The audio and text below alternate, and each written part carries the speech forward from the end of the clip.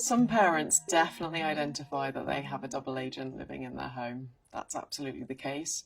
And part of that comes from the behaviour of their child, who they know and love, changing over time in ways that are unexpected and continue to be unpredictable. And I think it's adapting to that new behaviour and actually allowing some of that to happen. It's just normal, it's natural. It's not necessarily easy, but it is normal and natural.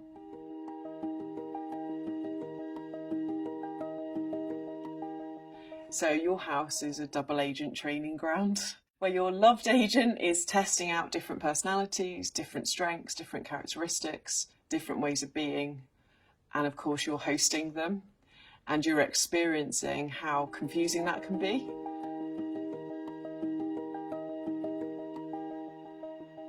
There's a huge variety of when they're going to stop testing out their personas, and it does go into early adulthood. So typically the brain doesn't complete till around the age of 25. So what that actually means is that training ground is really important.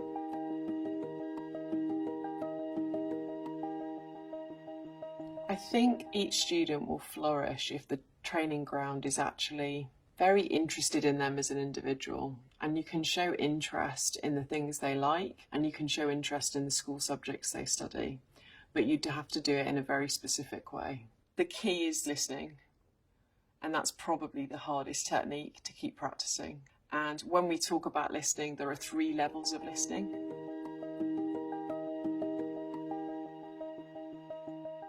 Typically, when we listen to one another, we are at level 1 and we extract the bits we believe we need from the conversation, and we really shut out the rest of the white noise in the conversation.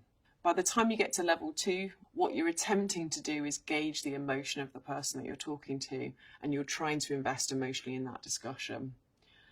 The difficulty with level 2, of course, is the transactional is often now muddied by the emotions of both participants.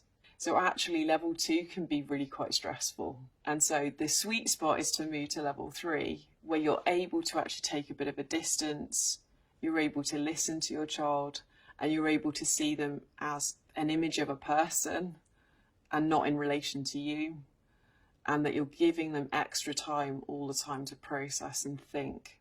This is the one you need to practice. This is the one that's most effective in allowing the relationship to blossom. And also it will give you more indicators that you might have been used to from your child. So you're much more likely to get eye contact, you're much more likely to get tactile contact after the discussion.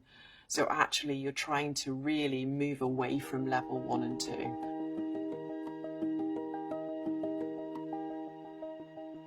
The chances of your child each time articulating themselves fully are negligible.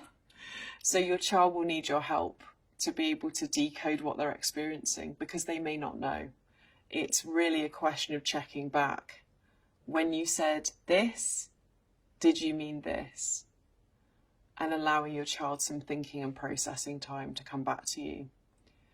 And I think those pauses in the conversation are really important.